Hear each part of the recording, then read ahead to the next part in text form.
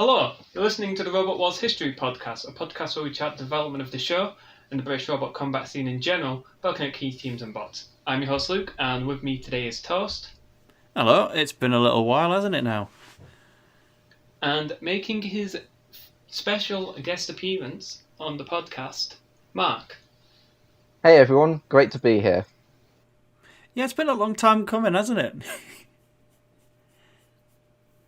We've had this guy in the top 100 icons for some of those early segments, but never an actual podcast, despite him being in the Discord server for it for upwards of 2 years. About 3 years now, I think. It was summer Probably. 2018. And the wiki even longer. Oh god, yeah. Well, we brought Marc on here today to discuss the career of Dantomkia. Yes, we have. Favourite robot of Marc, and certainly has been up there for me and many for, well, since the childhood, you could say. But a nice little condensed one with only 3 main series to go over, but still so much packed into it. Should be fun. Yeah. Yeah, so Dantomkia, the first version of Dantomkia applied for Series 4, and this version of Dantomkia was basically a push bot. It had a very similar colour scheme, it had the same kind of forks on the front. It fought Tornado in its first ever fight, and it actually won its qualifiers for Series 4 against Anarachophobia and a robot called Last Rites, not to be confused with Tombstone predecessor. Oh my god, Dantomkia beat Last Rites. Suck on that, BattleBots Phantom. Spitfire goes into BattleBots 2021 and just wins.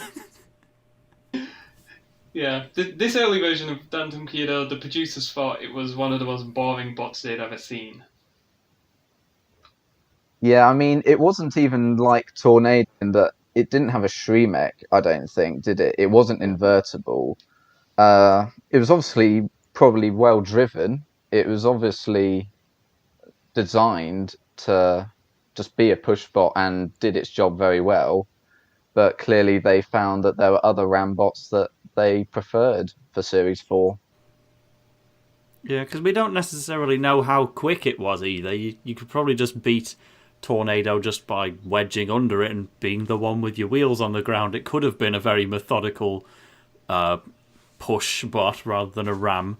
So I think it won at least 2 qualifiers. We don't know if it lost any, but you know, I could believe Dantomkia beating Tornado at any stage of its career. So yeah, just by getting under there, yeah, it clearly was good enough to win against the field it was given, one of which turned out to be a very good robot, but they didn't know that at the time. Tornado, I don't think even was an actual qualifier. It was just its first live event for both of them, and then all it could prove itself against was Anarachophobia and the likes, and yeah, it all have pushed them to death, but it is a TV show at the end of the day where you want fun, memorable designs and robots that do exciting things. It's not the most surprising thing in the world. I'm sure with the power of hindsight, many would have bigged it up as a robbery. Oh, how could Dantomkia not get in Series 4? But, I mean, yeah, it's fine. I think it worked out in the long run to give us the career that we have in the later stages. Yeah. And Michael Lambert was actually quoted as saying with his fight against Anarachophobia that it was so boring that even he nearly went to sleep. So at least he recognised the flaws and obviously modified it to become the machine that it was in Series 6. Not quite, because the first flipper version of Dantomkia was not the version we saw. That was in fact Spitfire, which would enter into Series 5 of BattleBots, where it beat Vlad 2 and then got mollywopped against Surgeon General. But then we go on to Series 6, where we see the first flipper Dantomkia, and it's a bit of a strange shape for a flipper, really. Absolutely, I mean, so distinctive. There's never another Dantomkia, and at least in that arena, it kind of worked fairly well to its favour. Certainly in the modern day, when you put it up against the more basic of wedges, it was only going to act as a hindrance more than anything. But you know, here the idea was to let the main wedges take the brunt of attacks and get underneath things, and then preserve the actual flipper at the back and get those cheeky little flicks over the wall. And let's not forget its capability as a sit and spin. Yes. Could it be About Anarchy? 500 RPM or something, wasn't it? Flipper, spinner. Who are you talking about again? Dantomkia. Oh, God. I think the Dantomkia, funny thing. Dantomki. Many ways to Oh say yes. this name. Gosh, I wonder what the reboot announcer, they would have just done it until he got it right. What if he has some like historically awful mispronunciations that we'll never know about? Like Dan Tomica. But it enters Series 6 as a newcomer in the eyes of the general public who've never seen this thing before. The show does a good job of having it up as the new blood. Certainly we, growing up watching the show, had no idea of the robots' storied past away from the TV screens, and it genuinely did feel like a nice, strong newcomer to have in that series. In reality, I'm sure there were probably loads and loads of cut interviews in the pits talking about the countless fights Dantomkia would have had with everybody else in the live scene in the run-up to this, because I think Dantomkia was probably the most active robot leading into Series 6. Like, they went to the Dutch robot games both times.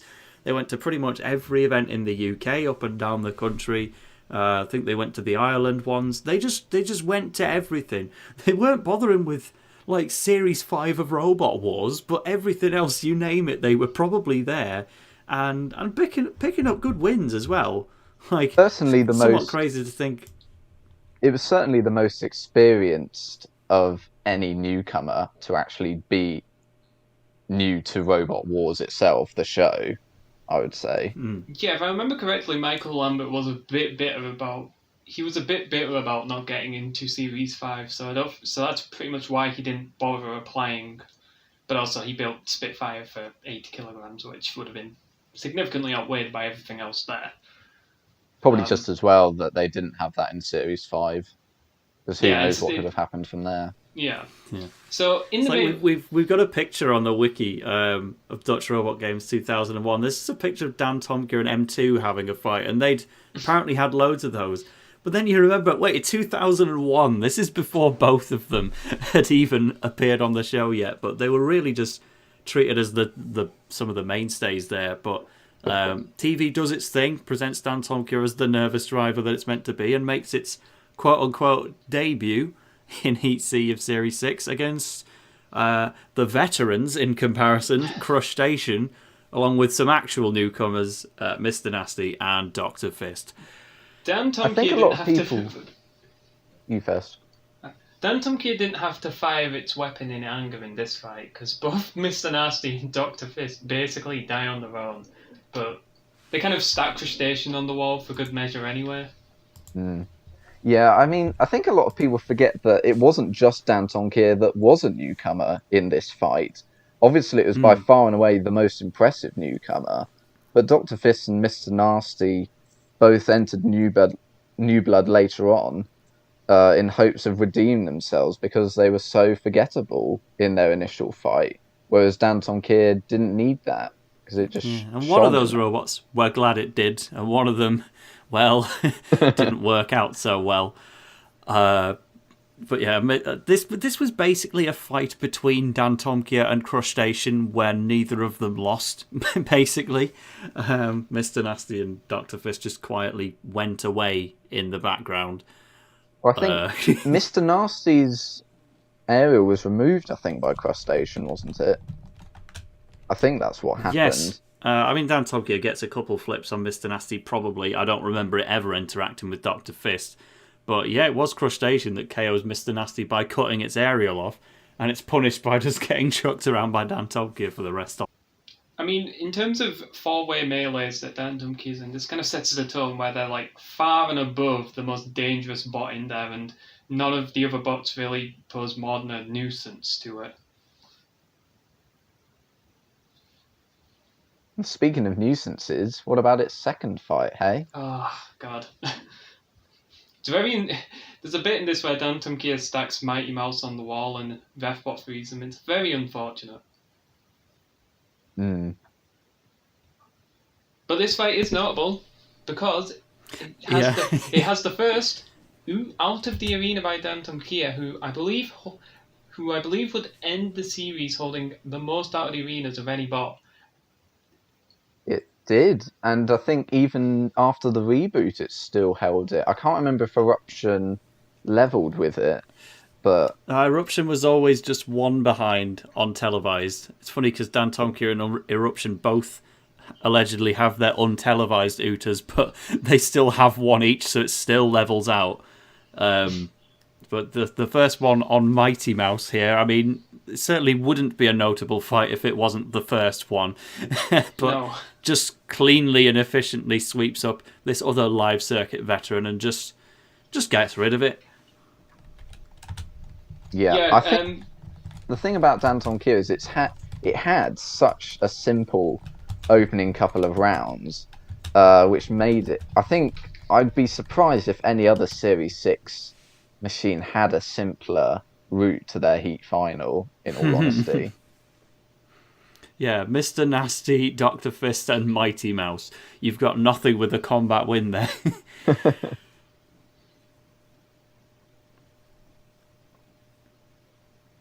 So yeah, Dantomkia takes care of Mighty Mouse pretty quickly, and it moves on to the heat final where it's against very proven veteran, 2-time champion, Chaos 2, and this is...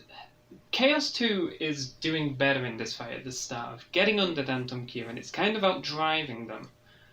And but when they get them in the corner, Chaos 2's by now infamously bad CO2 management costs them here. Was it even really conservation? Because by the time it flipped itself over, it was Chaos 2's second flip in the fight, I think. Yeah, and then it tried to self-right with the third flip. Whatever happened, there was just something wrong with Chaos 2. Yeah, I'm not even... Yeah, I mean, it's done plenty of overflips before, and there have been occasions where it's just not had enough in the tank to get back over. There was plenty of overflips in Wild Thing, and Tornado is an especially big one in Extreme for Chaos 2. In its own Series 6 melee as well. Yeah, and it just did it in the wrong place here. It's a fun matchup because, to the Roboteers, this would be a clash of like the live circuit king of the flippers and the TV king of flippers, and then to us as the viewing audience, it's just one of the kings of Robot Wars altogether against a complete newcomer.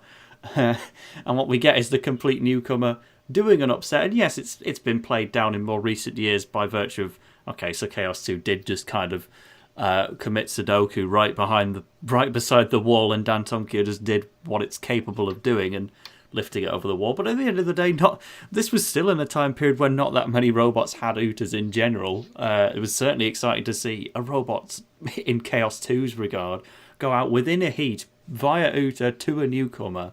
That will always be really one of the most memorable moments of Series 6. Yeah. I do love the start of the fight as well. It's explosive. Dantomkia is like leaving the frame of the camera with how high Chaos 2 is getting it. And I wouldn't change the outcome for the world. Chaos 2 could have, with a couple of feet further along, it could have easily taken Dantomkia out of the arena, and who knows what could have happened from there. I do think for it's the rest notable. of their careers. I do think it's also notable that it's Dantomkia getting an Uta on Chaos 2, because obviously prior to Dantomkia, Chaos 2 is kind of the Uta king. So when you combine that with the fact that, it's Chaos 2, two-time champion, never got to the second round semi-final last time. When you combine that with them getting Uta'd, it's just a great piece of narrative, building up Dantomkia as a true new threat. Yeah, you can just put that as a single image in the history books, just that the moment the torch was passed and we had our first unseeded heat winner in what felt like forever, because even across all of Series 5, the last time an unseeded robot won a heat was Bigger Brother, the runner-up of the series, which was probably the most well-known robot in Series 5 to not be seeded. Like, they must have basically been the 33rd seed. Would it be 33rd? 25th? 25th. 25th. I mean, they must have been in line if you don't count the likes of Spirit of Nightmare, who I guess were technically in line for one, even though they didn't qualify. And then before that, the last one was S3 in Heat C of Series 5. So it's always got to be Heat C where the 5th seed gets eliminated. But you've basically waited one entire series for an unseeded Heat win. But Dantomkia provides in probably the most memorable fashion. Like, can I think of any bigger seeding upsets within the heats of any of like Series 5 to 7? 7's going to have the most. 7's got Iron Ore versus Bigger Brother. But other than that, that's got to be, there's not really too many. That would be second place, I guess, in terms of most notable. But Dantomkia on Chaos 2, that's a moment. And it will move on to the Series semi-final to, again, as the rest of Series 6 would pan out, in terms of non-seeds, we're only bringing 13 Black and Terahertz with it, and Terahertz kind of fills the Bigger Brother role of ones that's very established anyway, but at least it came over the top of Panic Attack rather than 3 Stegs to Heaven. And then Dantomkia moves into semi-final 1 where it's joined by 13 Black, so this is kind of the side with a bit more new blood weighting. And it goes on to fight against S3. Yeah, the former unseeded Heat winner, now turned veteran, to try and take Dantomkia down. Yeah, it's a very awkward battle for Dantomkia because S3's kind of shape means it's hard for Dantomkia to really get under it properly, and it can just slip off of Dantomkia. Yeah, I think it's a case of Dantomkia was very much in control in the early stages of the fight, but it just could never get its flipper into play. And I think S3 got 1 or 2 little hits early on, but nothing that really troubled Dantomkia. Yeah, it's just Dantomkia is just kind of corralling it around the arena to try and get it into the wall to do something important. But, well, whoops, it did something important by the wall. not to its immediate benefit, though. Yeah. Mike Lambert just ends up driving right under a angle grinder, and it's just a sitting duck for S3 to land hits on, and it's very quickly immobilized. Well, I think Michael Lambert said that it was the actual slam into the wall itself that knocked the Link out. It wasn't S3's attacks that actually caused the KO blow. With Dantomkia, you can never really put it past, because this was a machine with a lot of fights and a lot of years of history. It sometimes just never quite overcame the reliability gremlins, as we'll see as its career progresses. But this is the first time it's lost altogether, and thankfully it was in a position where it could afford to. It still had a loser's melee to fall back into, and it was a loser's melee against the new version of Wild Thing and fellow newcomers-ish 13 Black, where suddenly, it's still a newcomer that's, yes, beaten Chaos 2, but then had a pretty embarrassing loss to S3. But I didn't. The first series I watched was Series 7, so I can't exactly give genuine feedback. But I've got to feel like if you were watching this, Dantomkia does stand out as the favourite, right? It should be Wild Thing, but I don't think anyone really believed that, did they? Well, Wild Thing, everyone was a bit disappointed by it compared to the Series 4 and 5 versions anyway. And then Razor absolutely tore it to shreds, which meant that everyone was trying to fix it before the losers melee, including Dantomkia as themselves. So yeah, I don't think many people gave Wild Thing much of a chance. It really was more down to the 2 unseeded machines, 13 Black and Dantomkia. Yeah, and as it panned out, Dantomkia was completely in control here. There's like a 10 or 20 second segment where it gets 13 Black over, and then it gets Wild Thing stacked on the wall, and then while 13 Black's over, it kind of in a moment I know Toast loves, kind of starts dancing with it, just spinning in place. Oh, that was so good. But I mean, Mike Lambert, he still ends up edged under a grinder at the end. Imagine if 13 Black was in a position to score a KO there. Well, it was flipped over again by that point, because Dantomkia was trying to get it out, and then it was caught. And 13 Black, I think, was spinning in the middle, and then Dantomkia was freed, and then 13 Black went straight into it. Yeah, like there is a nice under the radar couple of little 13 Black hits in this. Yeah. One direct clout to the back of Dantomkia, which must have done something. He gets some cheeky hits on Wild Thing that the camera's not really focusing on. But this isn't the 13 Black podcast at the end of the day. So much as I adore this fight, this is still a contender for my favourite fight in Series 6. One of the series highlights. It's not close, and it's, I would think, fairly predictable, even though it's technically a non-seed taking out one of the more established ones. Yeah, Dantomkia just has a play, but it also still messes up from time to time. And we get our dance section. We have the angle grinders return. We have 13 Black Crab walking around the arena on its back end, and it's just fun. Really fun melee, yeah. Like compared to, it's in the middle of a semi-final that is really filled as well with professional displays from Razor just getting the job done immediately, and the same with Firestorm as well. It was actually a really welcome break because the episode surrounding the melee I don't think is going too great, all things considered. But this little highlight in the middle is just making it. It more than makes up for it, I think. Speaking of professional displays, and I'm saying that with air quotes, Dantomkia's next fight against Razor. I mean, Dantomkia is not a bot that can do well against good wedges, as we'll see, and it's against the best here. But Dantomkia is also quite an awkward shape, just in general. So Razor is really struggling to get a clean bite through most of this, and it's kind of just nibbling at the front.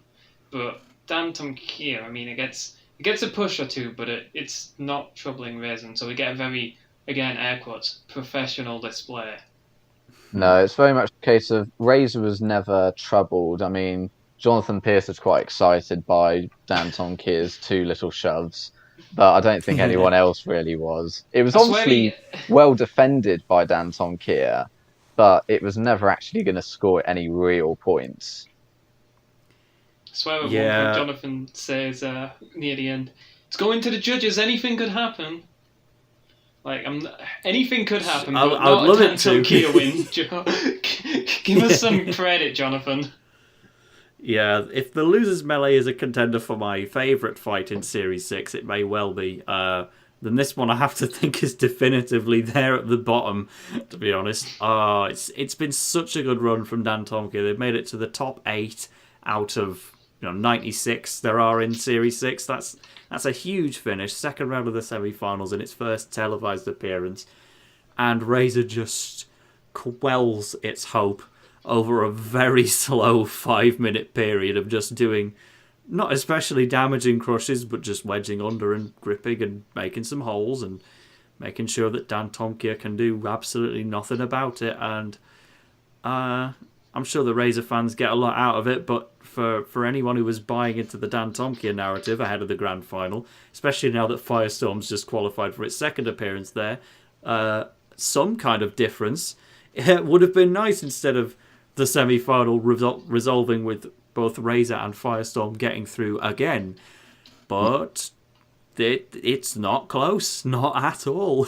What I do find interesting is, going back to S3, the similarities between Dantomkia and S3 in that obviously both beating the 5th seed at the time and then losing in pretty weak fashion in the opening round and having an amazing losers melee victory, including in a fight involving Wild Thing, and then both machines just ended up getting absolutely dominated by Razor. There are quite a few between them. It's funny, like, if I was to name other fights I struggle to watch just as much as Razor versus Dantomkia, I think the only one that really pushes too far ahead is Razor versus S3. That one's even more annoying, it has to be said. But and it is amusing that Dantomkia and S3 have that little clash between themselves along the way to say, out of these two, S3's still better. But Dantomkia does have more of a career ahead of itself, whereas S3 is now gone for good. Yeah, it's a bit of a sad end for Dantomkia's pretty great rookie run, but someone had to lose to Razor. It's very impressive all the same, and it's earned them a place in the All-Stars of Extreme 2. And I've already talked at length in the Tornado episode about how annoying this first melee is. All I've got to say is, of all the times for Dantomkia to not get an Uta, why did it have to be this one? Why couldn't it just spare us this fight? Just get Terahertz out very quickly. Oh, you could say that, but the sometimes I almost value an almost Uta more than the actual Utas. Like, if Terahertz did just topple over, well, that would be another one for the stats. Sorry, Rapid, you don't get to be first. But with the way Terahertz is really just about to go over and then just taps its little axe base plate at the back to somehow swing its direction back in, the pure confusion of it makes it more memorable than if it did go out. It obviously loses a lot of pace when Dantomkia's flipper breaks, so it just becomes a bit of a shoving match and Sergeant Bash sticking his neb in where he's not needed. But I think if we've lost anything from this battle, it's the fact that Dantomkia and Tornado would never fight on television. No, they and just completely I do think ignored Dantomkia each is other. capable of winning it. It's one that I would have liked to have seen, I imagine. Thankfully, we didn't need Dantomkia to take out Tornado in the All-Stars because Bigger Brother handled that one pretty well. The two of them are just going to move on for now. But it's one of those Bearmoth versus Pussycat scenarios where they technically did fight on Robot Wars. Never just interacted. with a million asterisks. Yeah. That's an interesting matchup because Tornado's got such a good wedge on the front. It's so well driven that you've got to imagine there's many timelines where it just kind of bundles about Dantomkia for 5 minutes. But if any bot can get Tornado over and then just get scoring on a proper like opportunistic Uta, it's got to be Dantomkia. Yeah, I think the Prongs have a good shot of breaching Tornado, even if not head-on collision. Certainly around the sides, Dantomkia is driven well enough that I think if it did have a go at Tornado in this melee, it would actually have done all right. And I think by the end of it, Dantomkia was actually the robot on top because Tornado is having a couple of issues, I think, with Bash. Terahertz was obviously finished off by Shunt and then pitted by Dantomkia. But I would actually say that Dantomkia was a more impressive machine than Tornado in this particular melee. Yeah, it almost makes you think that Dantomkia could beat Terahertz head-to-head. Something to discuss a little later. Yeah, so Dantomkia moves on to Firestorm, and Dantomkia did not stand a chance against a bot as streamlined and with as good ground clearance as Firestorm. I've always kind of felt that, in general, Dantomkia is a bot that is a flipper that is incredibly good at dealing with non-flippers in general, but against other flippers, especially ones with these traditional big, broad wedges, it's just such a disadvantage. Exactly, that it is the broad wedge like Firestorm where, I mean, Chaos 2's wedge obviously wasn't quite as wide or as streamlined, but And it was losing the wedge interactions anyway. But then Firestorm just comes in and just destroys it. Dantomkia gets exactly one flip on Firestorm in this fight. And that's more than many can claim Yeah, in flipper I think battles against Firestorm. There's Facet, there's Dantomkia, who else, if anyone? Bigger Brother went for a flick and didn't go over. Oh, PS2 got one in. Barbaric Response got a flick, didn't go over. Yeah. So, Rick managed to get a... Oh, that was on Dantomkia. Whoops. When did Rick flip Firestorm? I'd like to see that one. At least it got Bigger Brother. But, no, I think Dantomkia stood a better hope than most robots you could throw against Firestorm at this point in history. There's a couple... If you host the match 10 times in a row, Dantomkia might win it a couple of times. But, I think the only way it really could have won it is the way Chaos 2 beat Firestorm really in Series 3. Overturn it and then quickly get it to the arena wall before it had any chance to recover. But as it turned out, Dantomkia had another unfortunate breakdown after what I thought was quite an entertaining fight, because Dantomkia did get a lot of It's self-righted very well. It self-writes a lot better, I think, than a lot of other flippers did. Mm. Yeah, if you like your flipper bots throwing each other and themselves around, this is a fight for you. A lot of bouncing going on. Yeah, it kind of Yeah, it's one of those. It definitely would go down as a bit of a classic if it didn't have such a sad ending. Ending. And some people, well, plenty of people do still see it as a bit of a classic fight just because it's hard to forget those first reactions of, oh, this is really exciting. Firestorm's winning, but Dantomkia's still in with a hope. There's lots going on. It does come to a crashing end, but certainly you've still got those first 2-3 minutes of really enjoying what's going on. Dantomkia does fall, but I suppose it would have felt a bit strange for this series debutant to make it to the top 4 of the All-Stars tournament, so I guess it's okay. Firestorm will move on. I will say if they had managed it, I would have absolutely backed them against Bigger Brother. Those prongs would just get under I them agree. like Yeah. nothing. Well, it's Dantomkia's flipper was based off of Bigger Brothers, I think, and Dantomkia does almost strike me a bit as, well, its front anyway, as a more updated Bigger Brother. Can see it. Dantomkia's next one. much like Bigger Brother's most famous fight, Dantomkia's next fight in the challenge belt features Hypnodisc alongside Smidsy and Turcomelot. Dantomkia makes very quick work of Hypnodisc here. Yeah, and you can see that the producers probably weren't too keen, because as soon as Dantomkia flipped Hypnodisc onto the wall, Psycho made such a dash, and he completely messed it up. He caught something on the arena wall, because he was clearly trying to stop Dantomkia from taking Hypnodisc out of the competition. But he completely bottled it, which meant that Dantomkia had free reign. Thank you very much. Then Psycho just had the next minute or so of the fight just bullying Dantomkia in the CBZ. Yeah, just saying, oh, whoops, well, I messed up my job, but I'm still going to try and punish you for it.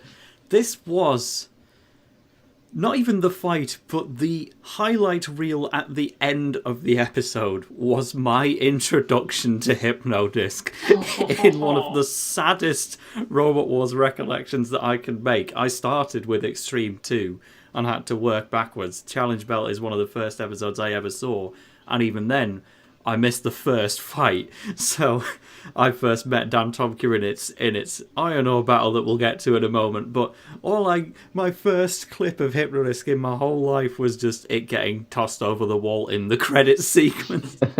And then within the fight itself, there wasn't much more to add. It gets a little glance off of Smidsy accidentally. But the rest of the fight here is still really notable. It's not a fun one if you're a Hypnodisc fan. No. But if you're a fan of the underdog, then yeah, it's still cool to see this debutant has not just taken out Chaos 2, but now also Hypnodisc as well. It's never going to get Razor, but at least it's fought all three within basically 1 year. So that's kind of an achievement in and of itself. There's not much else. Exited with a winning record. There's not much else to really speak about for the rest of the fight, because I mean, we spend a long time watching Psycho kind of try and bully Dantomkia, and then I think Dantomkia is basically the only bot that gets off an offensive attack for the rest of it. Well, it's kind of a repeat of Series 6, but with the Series 6 melee, but with more reliable machines. Dantomkia just gets so many flips on Smidsy. It sends Sacromalot over in the CBZ, where it then gets absolutely cartwheeled out of the arena by Matilda. But yeah, it's another example of just Dantomkia dominating a melee, something that it did quite a lot in this show. Yeah. But it definitely apparently had its moment, though, because we mentioned earlier when saying who's got more out of the arenas, Dantomkia or Eruption.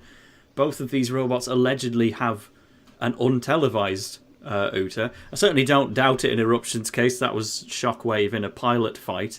And I don't necessarily doubt the Dantomkia one either. We've just not been able to find any evidence of it in the televised clips, whereas Eruption Shockwave, we were never going to be able to get televised clips to look at.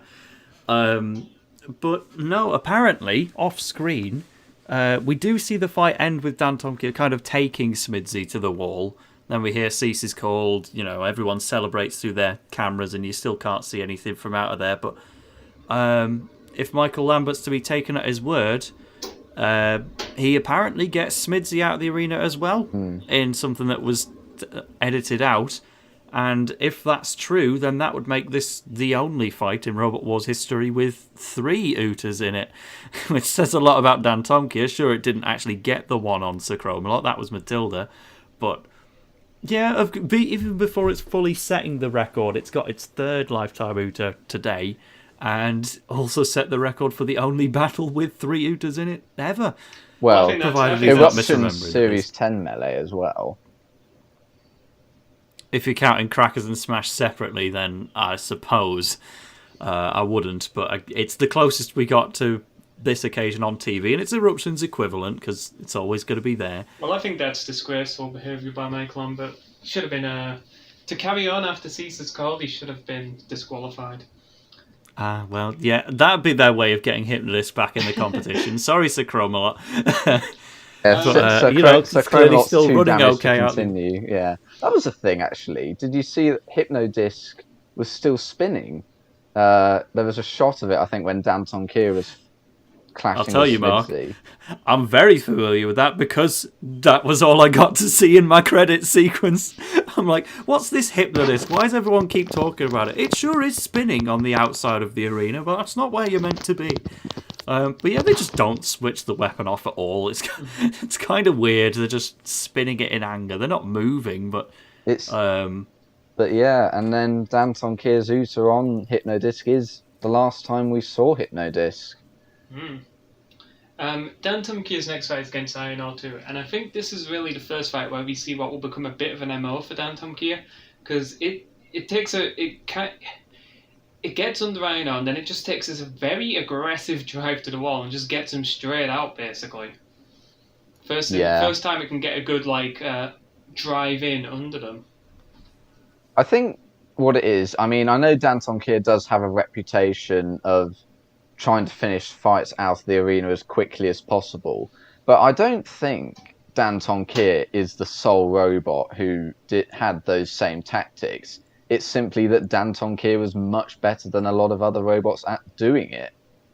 Yeah, and I think it is those forks. Those forks are so good for getting under, especially boxy robots like I know. It's so good at getting under them, and then it can just get to the arena and just. It takes one wheel off the floor. Yeah, it can get that flick off the wall, and get them out.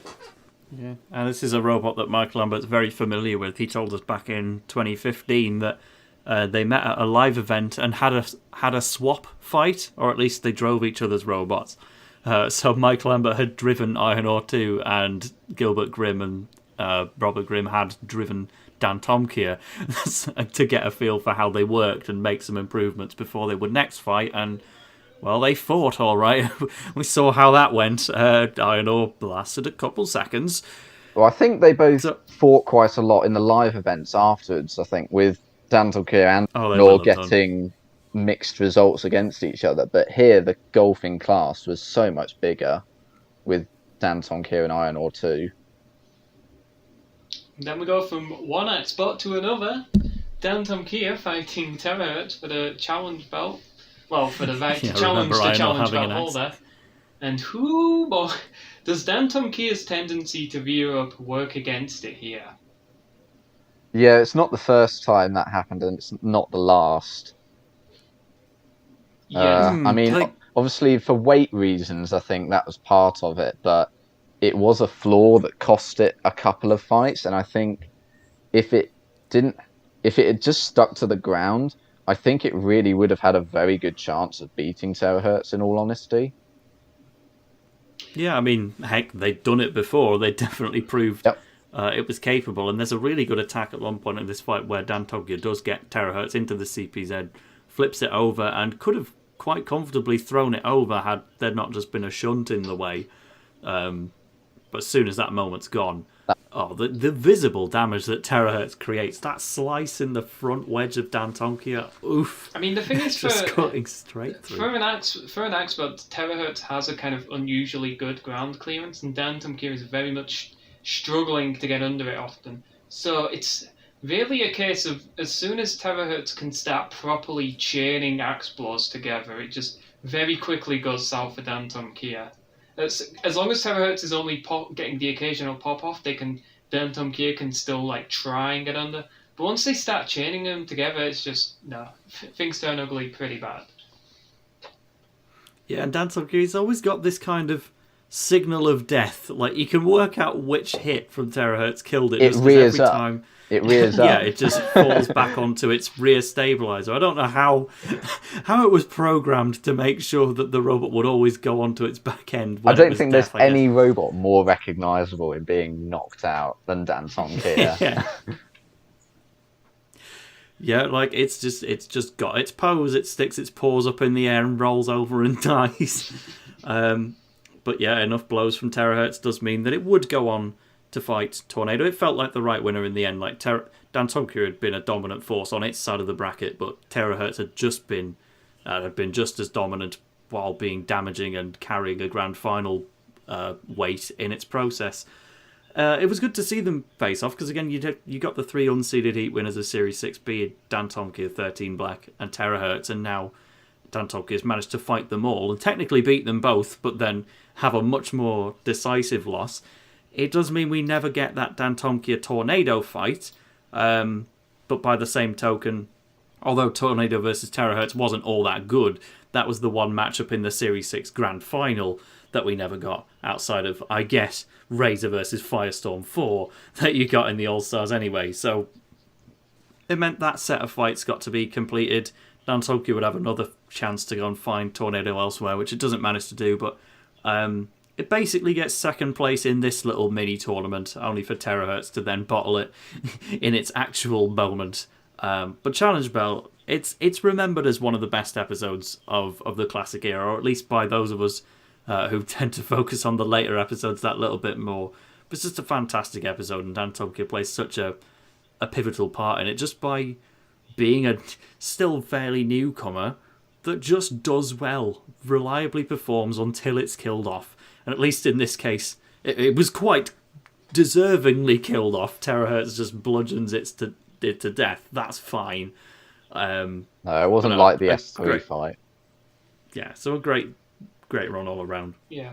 So Dantomkia enters into Series 7, and it enters the, I think, number 5 seed. Which, that's right. Yeah, pretty fair placing given second round semi-final and all. And it's in a melee with Hasexhog, Rick, and what will become one of the strangely most common pairings in Robot Wars over the course of Series 7 and Series 8, King Bee. These two bots have 4 battles together, and you'd never think of it. You'd never remember that they did. But no, and this is the one that started it all. Confusing. And it's so bizarre because in this first fight, they don't interact a huge amount. I mean, I know Dantomkia gets a flip or two in. I think King Bee shoves it back once or twice. But a lot of the time, Dantomkia gets a really early flip, of course, on Hasexhog 2. And that's the end of that. But a lot of the time, the two of them just sort of ganged up on Rick a bit, I think. Yeah, like, this is a fun fight, because everyone's getting involved. Certainly no one doubts that Dantomkia is going through, because it's got the KO on Hasexhog. It is the 5th seed. You know, he's maybe expecting it to be like the 8th, but with enough robots not returning, it gets boosted to a really high 5th seed for a second series machine. The stuff it does with King Bee is good fun, and it goes the full distance. But what I like the most about it is that it's quietly a split decision. Not for Dantomkia's part, they're unanimously through, but 2 judges said that King Bee deserves to go through with it because it was joining in with the Rick bullying and occasionally taking a peck at Dantomkia. But one judge actually goes for Rick to go through despite it taking more attacks, because it does at least complete one singular, only one full flip on Dantomkia, and it at least... There's also a bit of an untelevised attack. Rick was one of those robots where I basically, for Theo's sake, I thought, go on, I'll just rewrite the wiki page. There's a clip that's only seen in the "if you've just joined us" montage from Jonathan Pierce after the break, we can see it getting another little quiet attack on someone near the flame pit. But yeah, the point is, it comes down to what you value more out of a quiet little performer that's not getting attacked that much, or someone who's being bullied but is trying his best and does at least get one flip. I think they got it right in the end, but it'd be fun to watch the uncut version. Yeah, I think it's interesting just that because Rick's flip on Dantomkia was when it was actually inverted.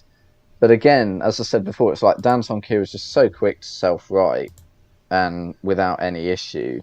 And I think you're right in that it was very much a case of King B didn't really have any standout moments, but it was just more consistent, whereas Rick had the 1 or 2 moments, but for the rest of the fight, it just didn't have a hope. It had too much going against it. Right, and with that, we'll wait for Luke to get back before we do the next round. Sounds good to me. Don't stop your recordings or anything. Yeah.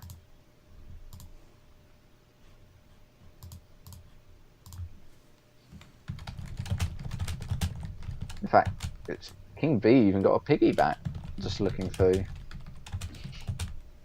With my caption, in many cases, How it works.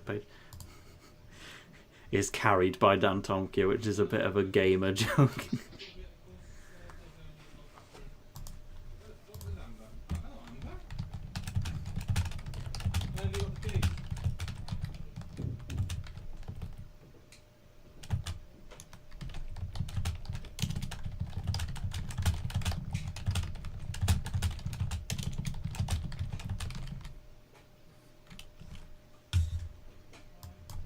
Do you think Rick could have stood a chance against IG-88?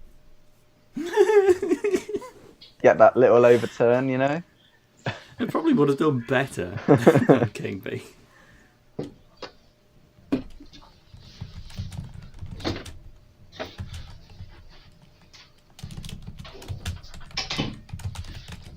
I reckon they would have at least given it a go. That would have been a much more depressing heat final. Dantomkia versus Rick. Not the first depressing Rick heat final. I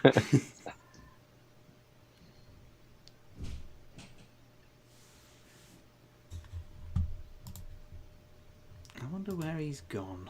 Sorry, I'm back. I'm sorry. I was just waiting for you to introduce Scorpion or something.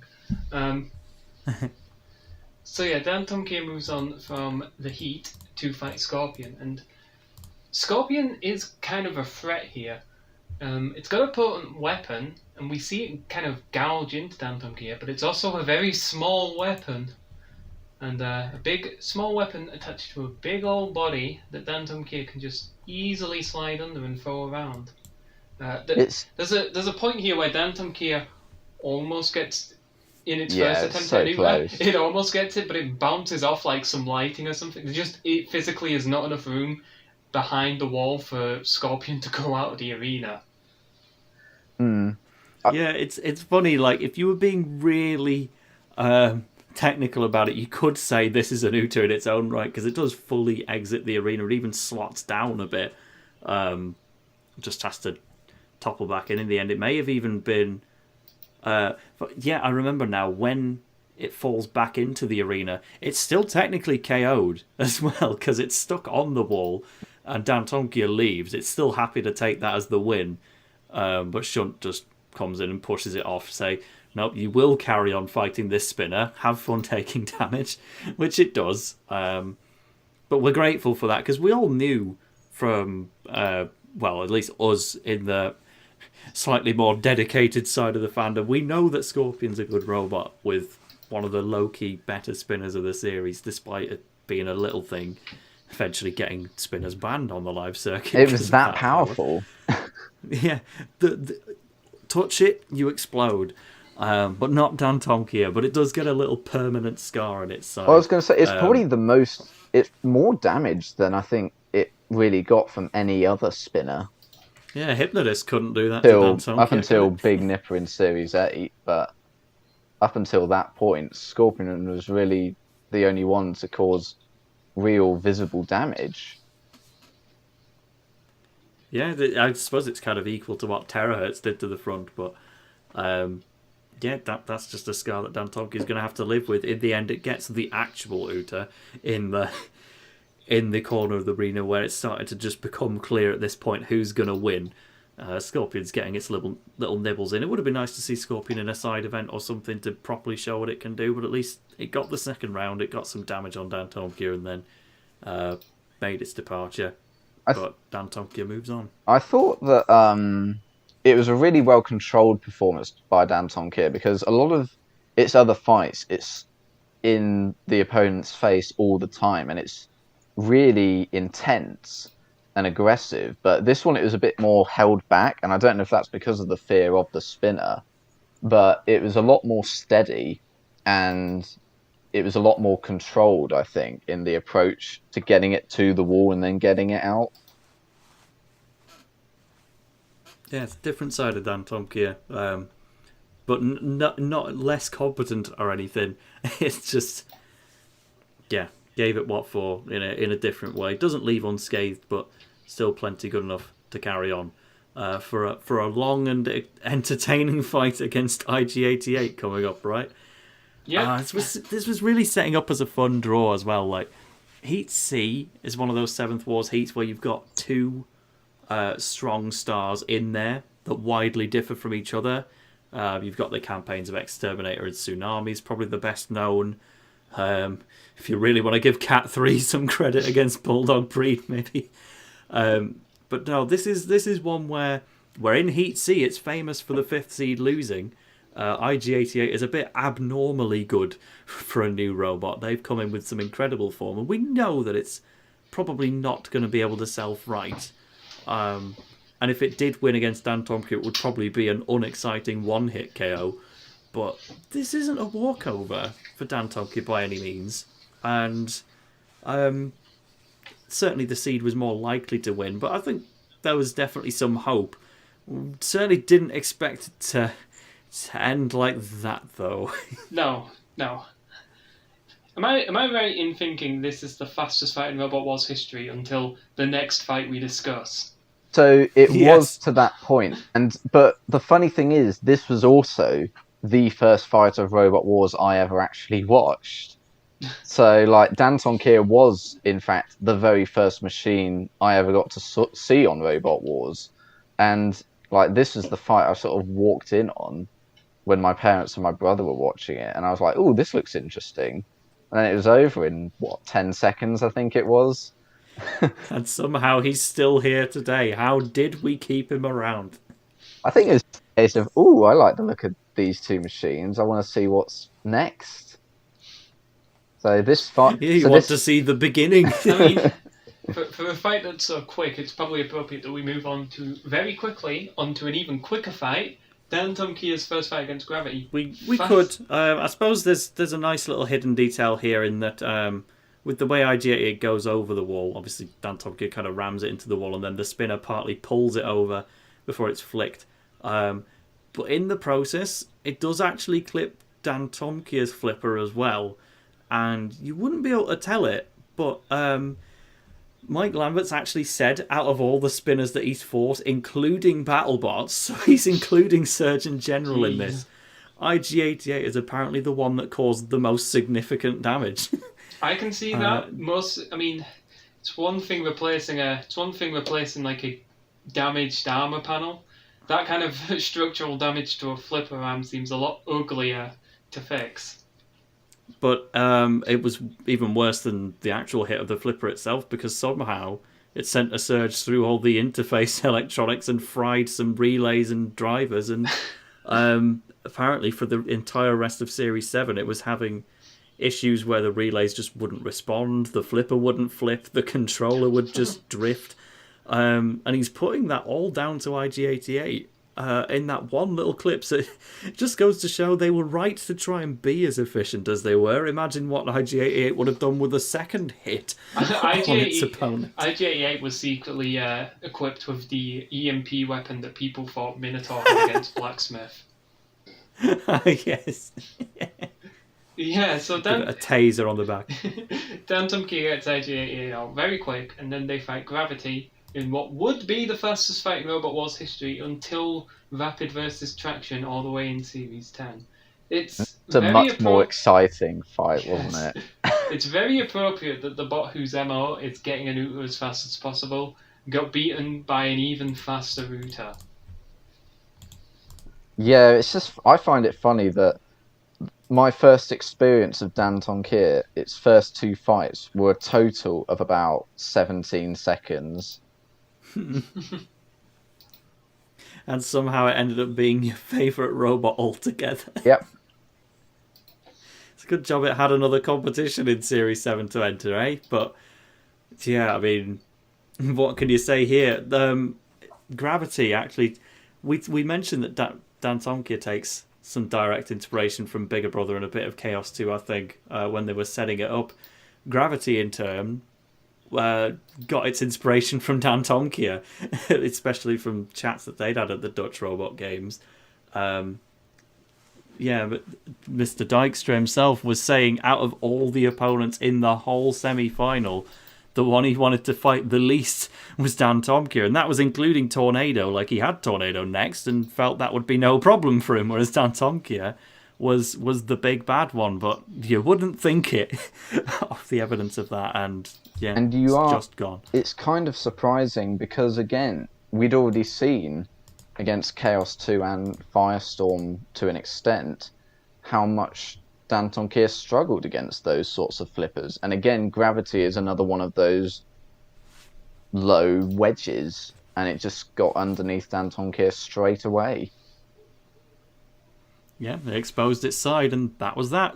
Fifth seed is gone. So yeah, that puts an end to Dantomkia's main series run, but by perhaps more deservingly this time, it's in the Series 7 All Stars, and in its melee, it's got King Bee again, Pussycat, and Behemoth, and it does not waste a second here. It is very efficient in getting Behemoth and King Bee out. Yeah. The second encounter with King Bee already. Yeah, I mean Behemoth. Behemoth is just the perfect victim for Dantomkia, innit? Tall, boxy.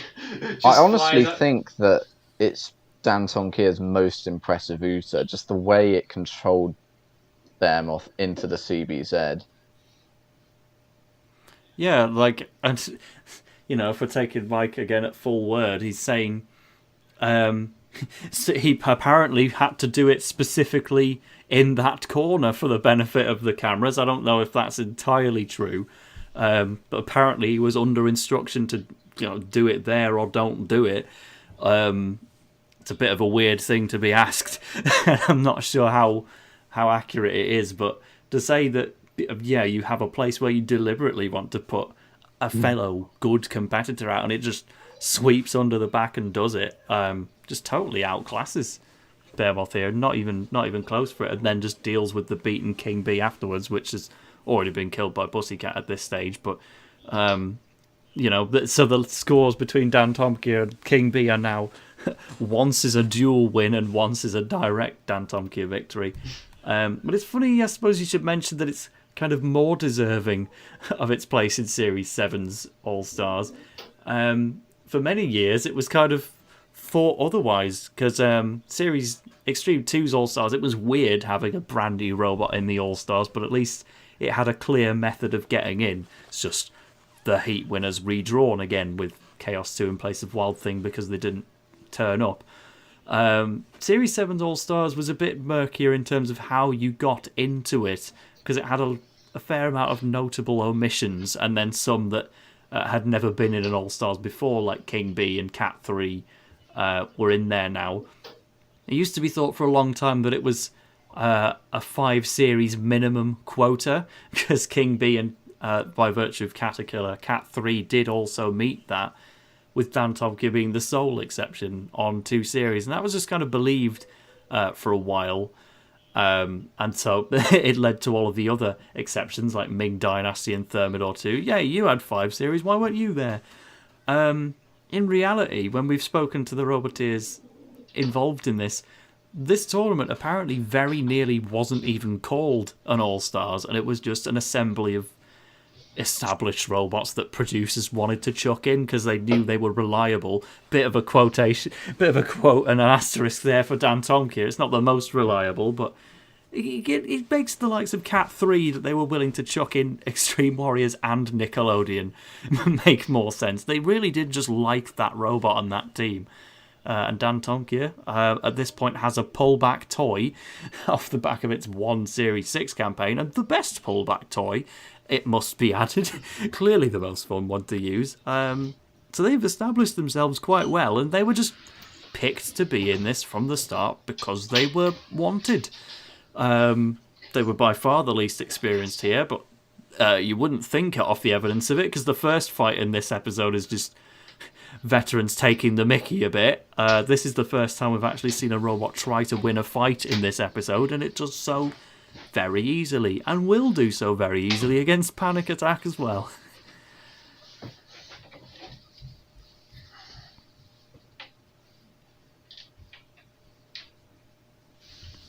I will say on Dantomkia getting a pullback, I mean, given its tendency to rear up, it's the most obvious one. Dantomkia's next fight is against Panic Attack, and Panic Attack, no version of Panic Attack stood a chance, but one without a self-righter especially didn't. No, I was kind of surprised. I mean, I know that they'd added it, they had modified it so it was better against axes on top, but I was kind of surprised that they didn't at least have like an option to be able to change between the two settings, because as soon as we realised that Panic Attack couldn't self-right, we just knew the fight was over. I mean, we've seen Panic Attack try to self-right before and struggle, but yeah, it's like, couldn't you just use the Shreemec as an anti-axe panel? Like, sure, you're going to get your Shreemec knacked and it's not going to work anymore, but at least you've got the option there for these kind of fights, and well, you're not going to get flipped over against an axe anyway, so you're not going to need that purpose of it. You might as well just keep it as it was in Series 5, and if it takes hits, then so be it.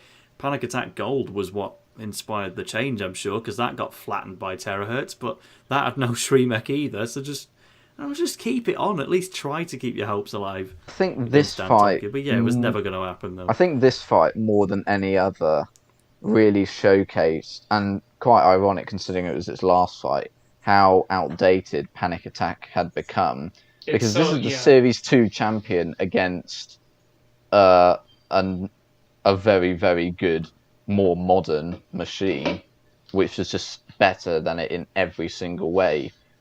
Speed, maneuverability, like weapon, everything, except maybe ground clearance, but that didn't matter in the end. Yeah, Panic Attack looks like it looks like a fighter who's been in the ring for 10 years more than he should have. It's very slow. You can tell it's not going to get an effective attack off, and yeah, we talk about self-righter, but I mean, you can stick Series 5 Panic Attack, get Kim Davies on the sticks, it's still ending up out of the arena.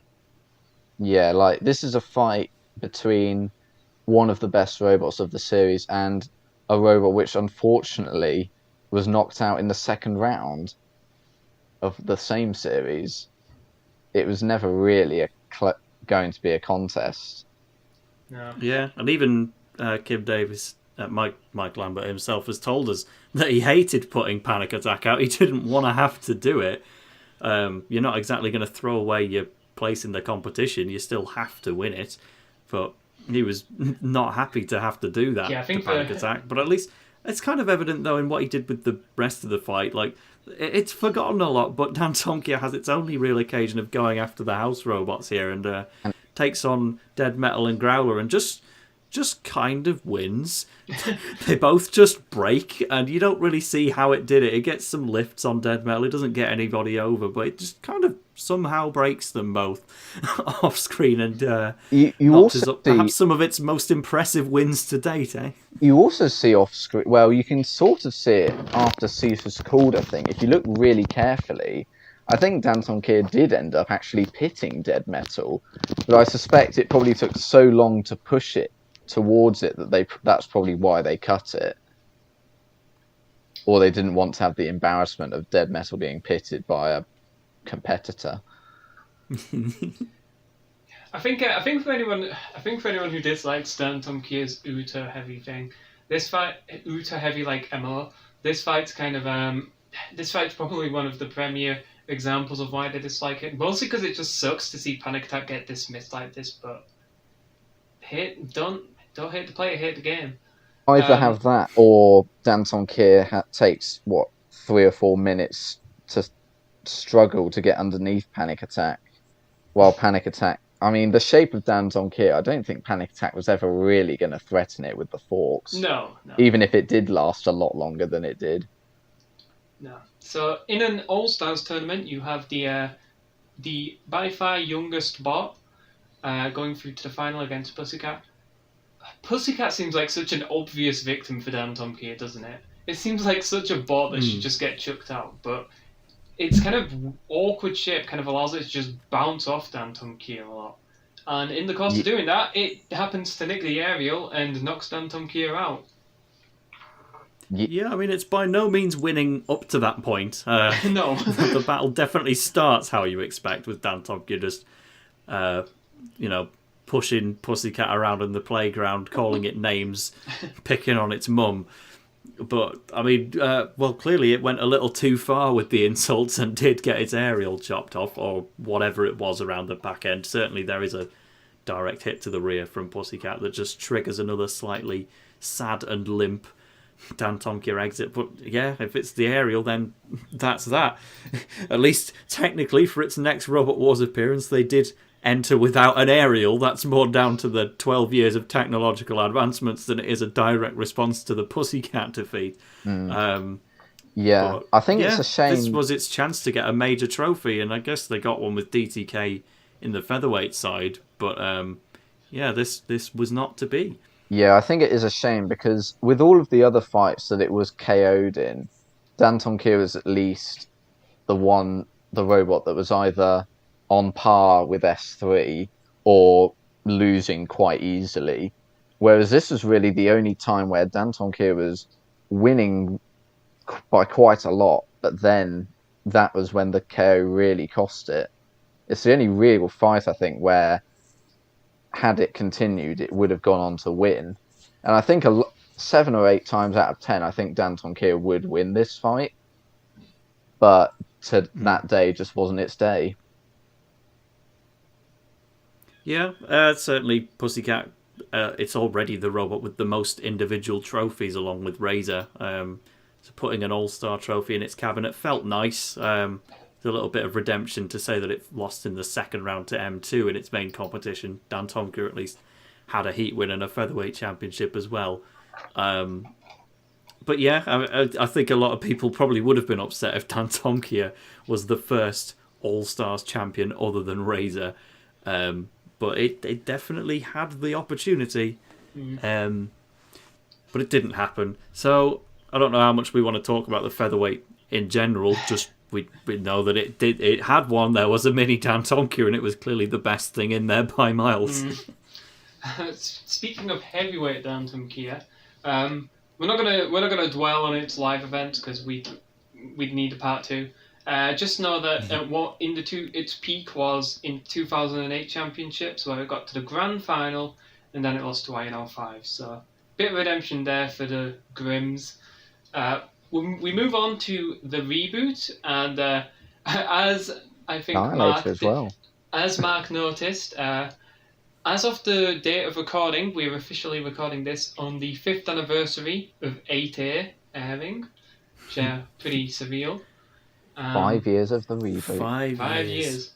So we should have just put this one off 2 weeks to mark the 5-year anniversary of Dantomkia's Heat. Maybe that's when it'll release. Maybe. We'll see how we can do with the editing, eh? Yeah. So this is obviously 2016 was when this was filmed and aired.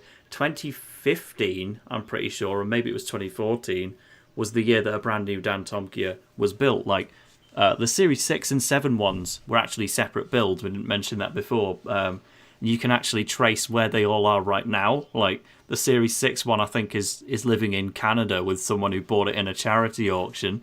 And then the Series 7 one is still fighting and going on displays at John Findley's Extreme Robots stuff, just painted green and named DTK to confuse things with its featherweight. But the one that was in the reboot was a brand new build by Mike Lambert, and not long before the filming either. But he himself, I believe, he moved to Dubai or something like that. So he didn't take Dantomkia with him, and it fell under new hands. It was sold to Team S-Tech, captained by Shane Swan, who is probably best known at this point for his live events history with stuff like Envy. But he did compete in the original run as well with Hell's Teeth in Extreme 2 and then Trax in Series 7, the one that had a fun melee and then lost to Storm 2.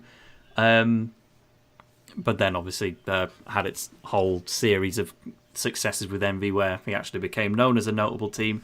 So he goes into Dantomkia, he goes into Series 8 with a robot that's named after someone else's children, which makes for a bit of a strange opening interview. Yes. It's another one of those things that we just kind of assume you already know. But yes, Dantomkia, bit of an odd name, but it's named after Daniel, Thomas, and Kira, the children of Mike Lambert.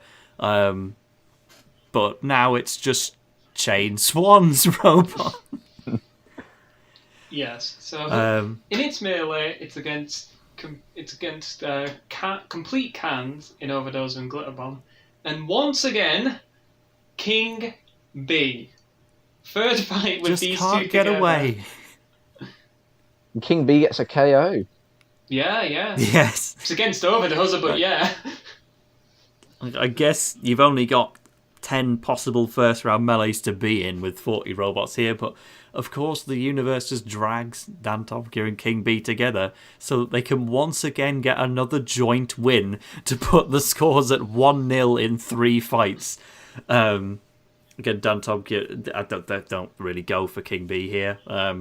King B kills off Overdoser. Dantomkia flips Glitter Bomb over when it's out of gas because of the freezing temperatures and all that, but we also get to see Dantomkia try to put Overdoser out of its misery and show that sacrificial wooden robots getting accepted into a series, they're here to be destroyed. Who do we trust to destroy this? A flipper. The Series 2 Rambot and a flipper, not even like a particularly powerful one at this point in time. Have fun. Supernova was in the other melee in this same heat to lose against TR2 and Big Nipper, and it could have very easily been here to give us a bit more excitement, but nope. Dantomkia's got to be the one to destroy this wooden box, and to be fair, it does more damage than I expected. Just well, there's only so much it can do. Yeah. So then we move on to Dantomkia's fourth and final fight against King B, and as you can imagine, it's not a particularly competitive one. Dantomkia kind of tries to spring for the Utah, doesn't quite get it, but it does get King B wedged between the bit of the wall where the pit button is, I think, and a section of the wall, and it's wedged in a way where it can't really get out, and Matilda finishes it off.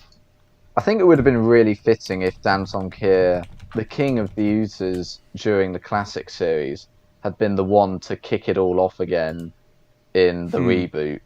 But yeah, unfortunately, King B doesn't quite go over. I think if it had gone for any other wall, King B probably would have gone out of the arena, but I think the pit release tyre and all of that setup just got in the way.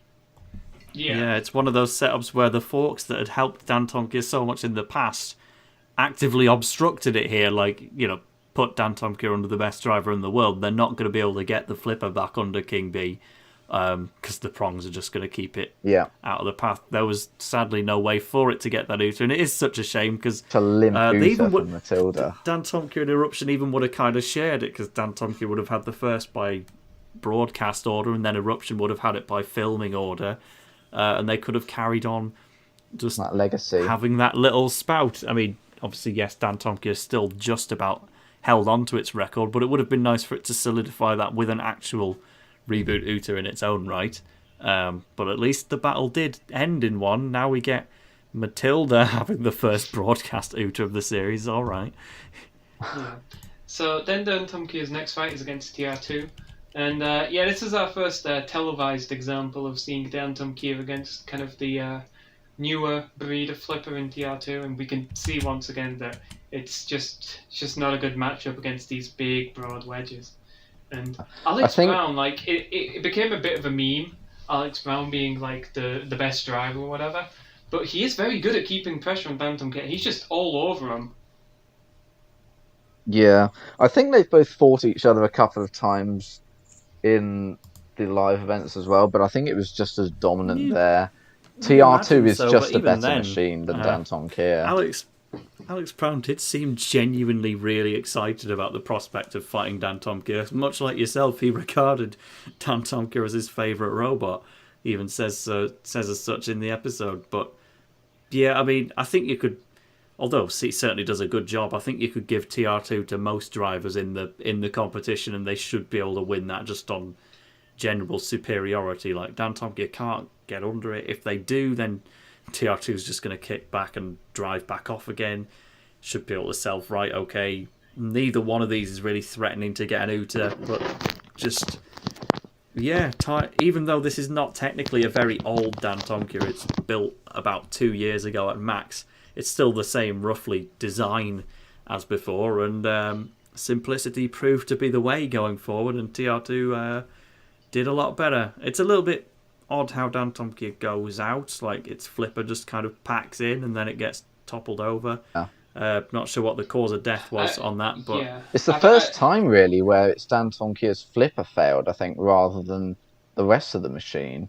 I think it looks like, it kind of looks like a link falling out or something, because they just kind of land wrong. But I think you're right there, Toast. Like, it's not an outdated bot in its components, but it's an outdated design, really. Yeah. As a flipper.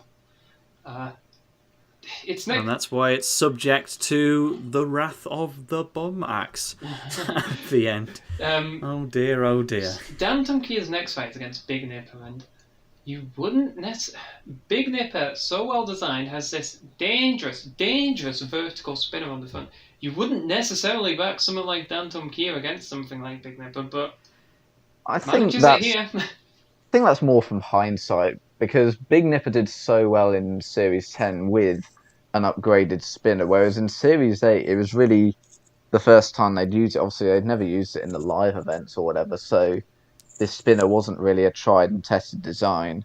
And I think it did show here, because Dantomkia, sure, it did get hit a couple of times and suffered a bit of damage as well, but really it was a very well controlled fight, I thought.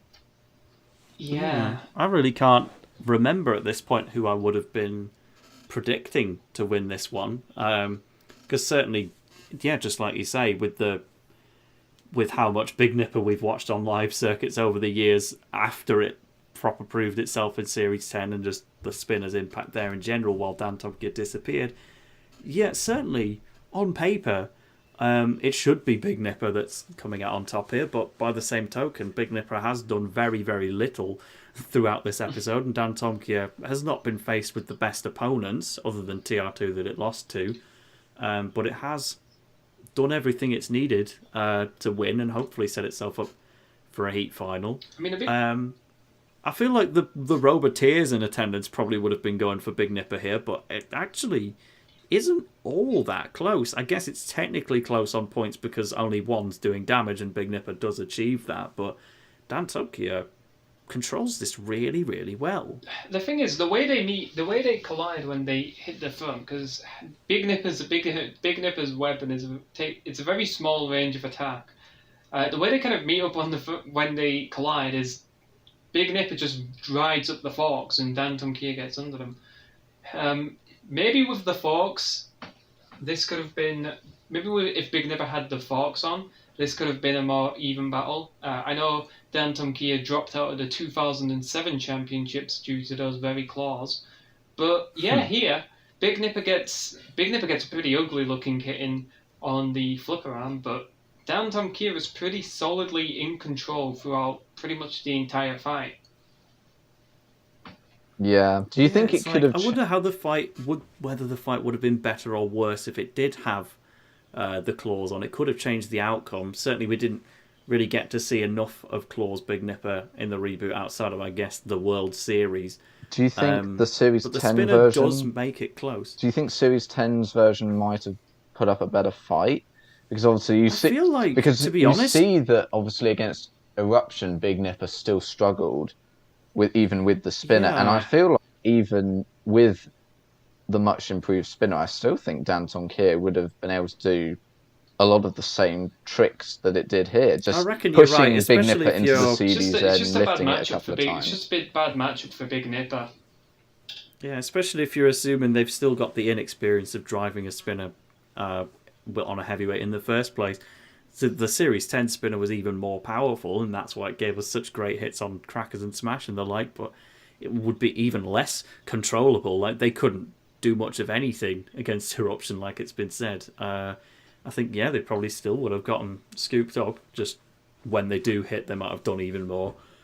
But yeah, this is a case of, at this point, Dantomkia knows that even though it's the former king of the Utas, this arena isn't right for it. Like, it can't stack things against the wall and then flick them over and make use of the corners. It can only go for 3 of the 4 central walls, and against something like Big Nipper, it's just not going to happen.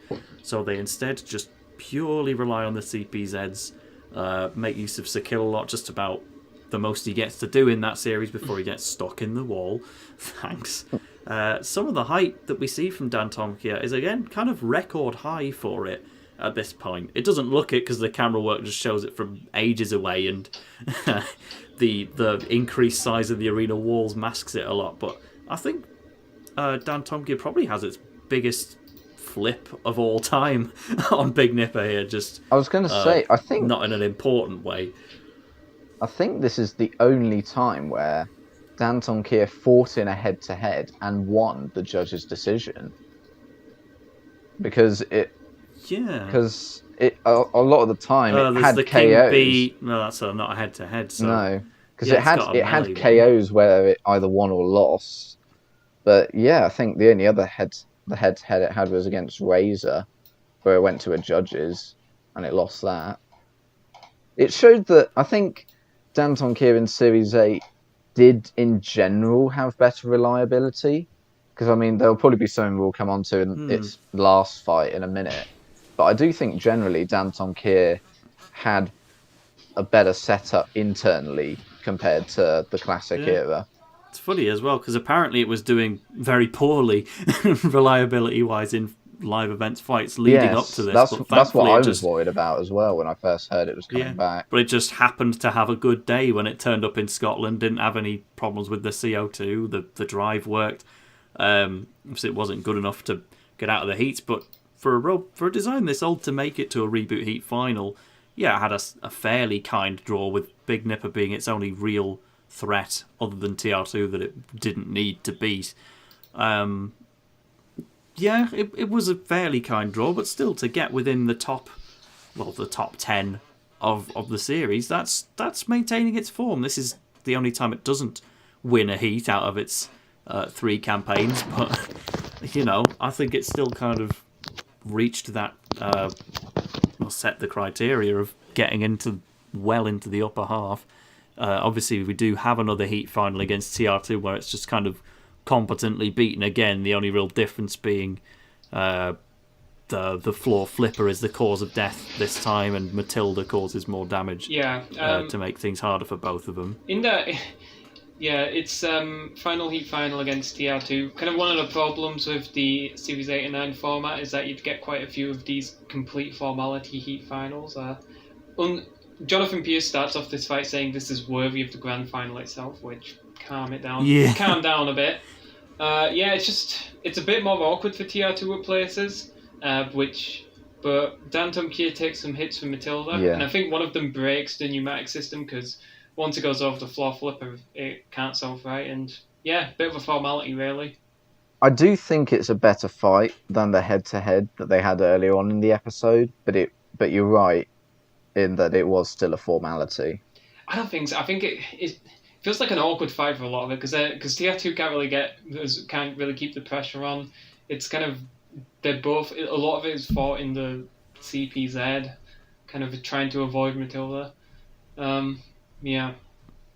Yeah, and the episode's kind of closed off with Shane Swan. He's been a bit of a performer all the way through this, but it almost, I remember at the time it didn't seem to resonate with people. Like he was being owning up to the fact he's bought someone else's robot and is using it to try and win. And then as it goes on, oh, he actually is winning against these. The show's kind of setting him up to fail, and then he actually keeps doing it. And even in defeat here at the Heat Final, he's still trying to give us some character. Then look, it's a boring doorstep. Look at it. How did that win? But the reboot with its somewhat flat presentation in its immediate comeback, no music, new presenters, they didn't really give him the breathing room to do what he was trying to do. So it's no wonder Shane Swan just toned it down a bit for series 9 and 10 and just was a normal guy talking about dogs and stuff. Because, the series 8 performance, he had the right idea, just as I'm sure Craig Danby and everyone else did when they wanted to be the bad guys of that season. Just the more documentary approach of the series didn't really allow for it. It did make it look a bit strange as a sour loser, quote unquote. But I mean, he could have received the wild card to get into the grand final. I was going to say, Dantomkia did better than the 2 previous Heat finalists in Series 8 had done by that point, in terms of like how it performed in the Heat final itself. Yeah, certainly except put up a better one of those fight robots than from an Thor earlier and Heat before Behemoth. it did actually get the wild card. Yeah. Thank you, Thor. It was clearly never going to get it, but it had done a better job than Behemoth, at least. And I think you're right in that you were saying that obviously by the time of the reboot, it had fought in so many live events and been around so long, and it had struggled certainly over the last decade. I mean, Luke, as you mentioned, it did very well in a couple of tournaments, and it won an Annihilator. But after about 2009, it just did nothing on the live event scene. Well, yeah, because you're talking about by then the advent of the typical cheese wedge Brit flipper shape, which is just anathema to Dantomkia. We had seen so many times that it just couldn't cope with that sort of design. No, so I think for a design that was built for the early 2000s, to get to the Heat final especially against the dangerous, picking up a win against a dangerous vertical spinner in Big Nipper, was still impressive.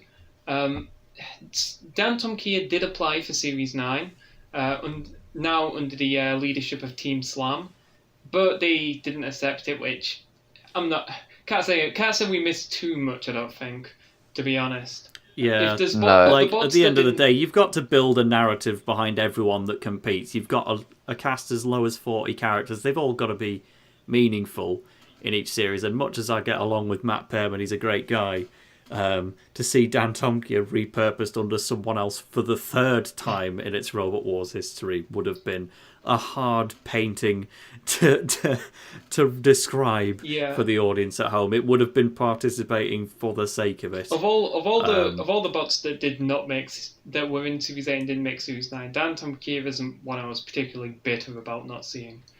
I think it could have slotted in well into maybe the 3rd Heat potentially, or the 4th Heat. It wouldn't have instead been of one of the many spinners. It wouldn't have been out of place, no. But it doesn't feel as grievous a loss as TR2. As Toast kind of elucidated, there's various versions of Dantomkia now that are all over the place. There's one that's in someone's living room in Canada. There's one that's still on display. Are any versions of Dantomkia still fighting? I mean, obviously, God knows what the future of heavyweight robot combat is in the UK right now. Certainly Series 6 is out of the picture, but we at least know it exists.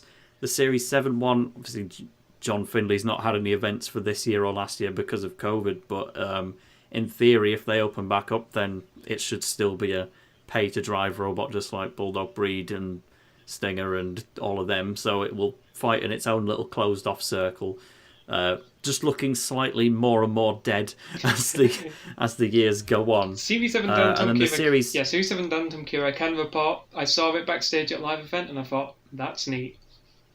yeah, and the Series 8 one still falls under Matt Pearman. I think he's got plans for it, but we haven't seen anything there. Obviously, that's still Team Slam. Maybe a couple plans in the works, but a couple of things. Well, it did turn up to Robo Nerd, so if you go, I'm sure it will turn up there again if anyone's going there later this year.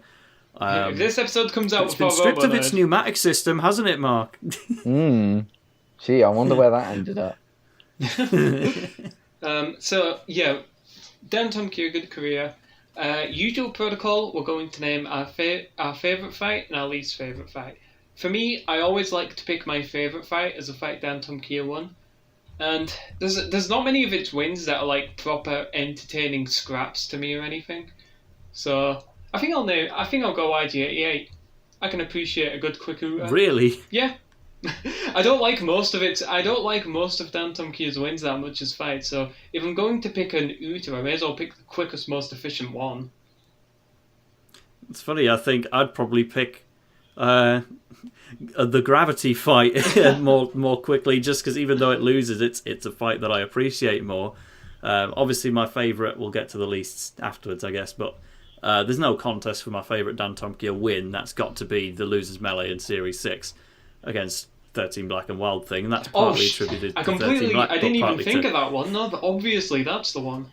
What am I on about? about? I think it's such an obvious win that you're kind of obliged to pick a second place anyway, and then you're kind of going down to the historical value of it beating Chaos 2, or maybe a generally really good fight like it's Series 7 opening Melee, or you could pick a loss like the Firestorm 4 fight, which was going really well for the most part. There's definitely good options, not necessarily in the wins department, but that's just happens to be how it works out. Yeah, I mean, I guess the Series 6 Melee is probably the Series 6 Losers Melee, I should say, is certainly its probably best and arguably its most famous victory after Chaos 2, I'd probably say. But then I think a close second for me is probably its first round in the challenge belt as well, to be honest. Because that's a good one. Fight. Okay. I think I'm gonna go for the Chaos 2 one. Give it some credit as it duly deserves in this platform. You know, it's a fight that you don't want to rewatch too much because you can take a lot of the magic away, but for the sheer significance it carries, it's still massive. Worst fight? I'm gonna go the Razor one for me. It's I can't watch it. S3 or Razor, because they're both just proper dead fights. Yeah, I think I would probably go with the S3 fight over the Razor fight, because the Razor fight. Yeah, you could go the for Razor S3. Fight is, Luke can go for. I feel like the Razor fight is one of those battles where it was always going to happen, whereas the S3 fight leaves you wondering what could have happened. Yeah, at least the Razor fight, that's just Dantomkia losing to one of the best bots ever. The S3 fight, it drives under an angle grinder and dies. There's no pleasure to be had from that. The only pleasure from the S3 defeat is that we got the Losers Melee. Yeah, exactly. And we got both of those robots through to the next round in the end. Thankfully, it was inconsequential.